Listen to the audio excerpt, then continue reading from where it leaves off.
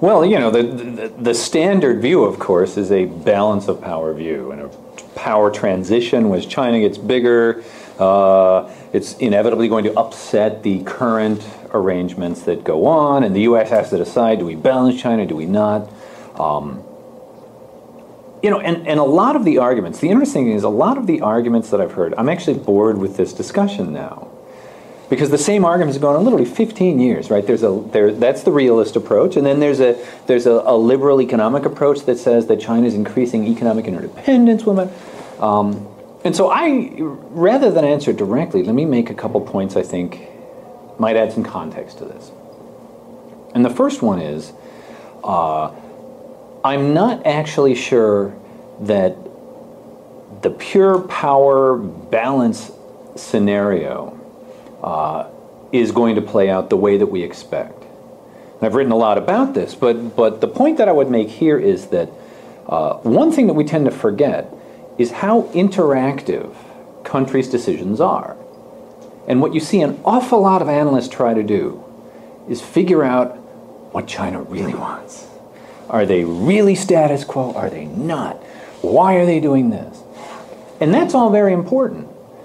But the thing is, we know from game theory to just regular interactions among countries, how China is going to affect the regional order is going to be interactive with how we interact with China. And it's not determined. And China reacts as much to what the U.S. and what other countries do as it is purely doing something without any interaction with the outside world. And we tend to forget how dynamic that is. So in some ways, what the kinds of stuff that I've been trying to write about have been trying to re-emphasize this interactive aspect. And one way that I pointed out is China may be already the largest regional power, certainly in terms of population, and it's got nuclear weapons. In many ways, it's centrally located. Its economy, you know, the only thing where it's not is sort of the economy is not quite maybe bigger than Japan. So it's already this massive country. But one thing that it hasn't done is actually become a genuine leader. And what I mean by leader is, have they convinced other countries that it's actually stable enough or responsible enough that other countries are willing to adjust to this big China? I mean, that's the real question. And again, that's an interactive thing here, where probably most countries, if they think that China has relatively limited aims and wants to actually play by the rules, don't have an inherent problem with a large China. On the other hand, if China is not, then they do. And so this is that sort of question of how China is going to situate itself and how we're going to interact with it is totally unanswered, and it's not written in stone yet.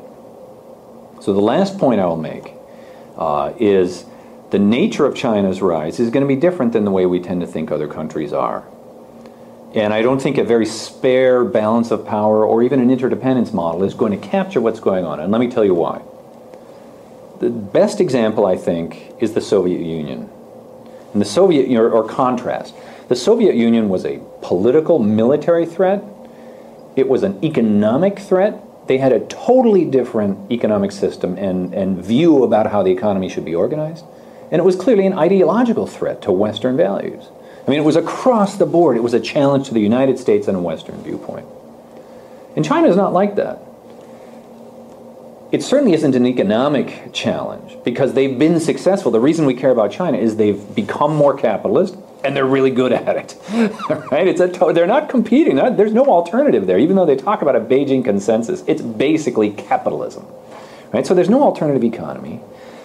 Militarily, it may very well be. Right? We don't know yet. But ideologically, there is no ideological component to China's rise. I mean, nobody thinks they're really communist. They're not trying to be communist, right? They are reaching back to something called Confucianism because they're clearly trying to find it for themselves. So across the three of them, the only aspect where we're actually even worried is this sort of political military one. And that's not even clear to this day whether it's genuinely a challenge or it's not. So it's a very different type of challenge than, for example, the Soviet Union was, or the rise of Germany, fascism and everything else. And this is still being worked out. One of the interesting things about these maritime disputes is everyone thinks they're historical. So, like even Dokdo, right? What do countries do? What do Japan do and Korea do? They go back into history and they try and find some kind of scroll or map that proves that they claimed it first.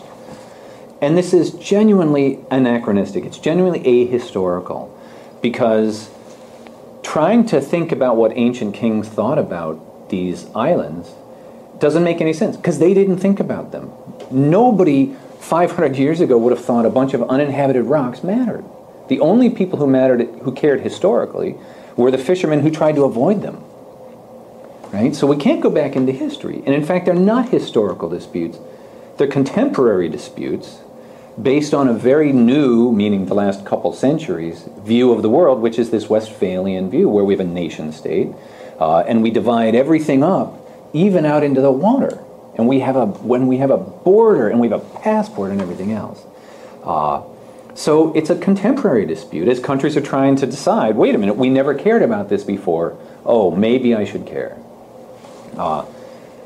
The other general point I would say is people are usually worried because there are resources underneath them, right? Why do we care about the Spratlys or whatever? There might be potential oil fields, or Dokdo, well, there's a lot of fish around there or something, right? And my point is this: if it's about resources, it's actually not that hard to solve, because you can divide it up.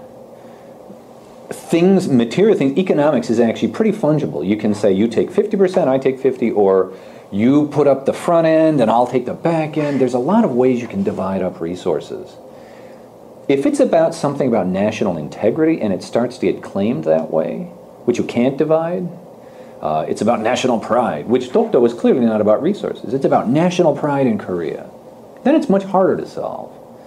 And in a way, when you hear these worries about it being resources, that I actually find more encouraging. When you start to hear countries like Vietnam and China claiming it's part of their inalienable sovereignty, then you start thinking we're in trouble. But I will make a couple other points about it, which is,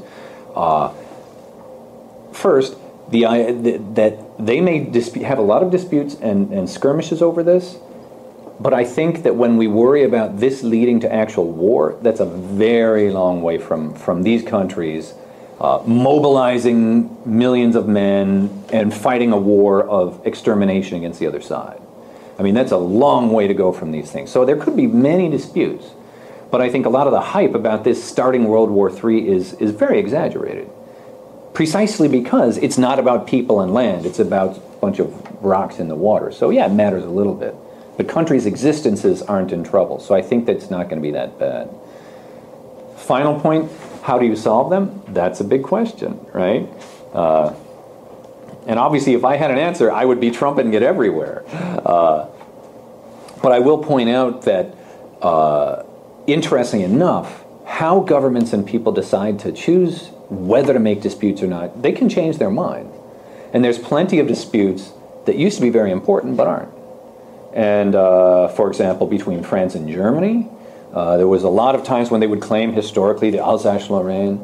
Even between the U.S. and Canada in the 19th century, there were disputes. There's still actually a couple today, actually, where there's some very small islands, right? So countries can decide, do we care about this, do we not? And unfortunately, what that's going to take is that's going to take domestic political courage, not just from the Chinese leadership, but from the Japanese and the Koreans and the Vietnamese, because now it's incredibly convenient for everybody to use it for their own domestic nationalist purposes. You know, Japan's future is really interesting because ever since like the 80s, when I was in college, people have been expecting Japan to burst out of its shell and become a normal nation. And what we mean by normal nation is one like the Western countries with a big army and sort of imposing, jostling to be a leader and all this kind of stuff. And for decades, and even now, we keep talking about Japan is going to be more robust militarily, and Article 9 is in trouble. I'm actually not so sure. The trouble, partly it's because Japan as an economy and as a society is probably not in the high growth era anymore. It's pretty obvious, right? But I don't think it's just material constraints, right?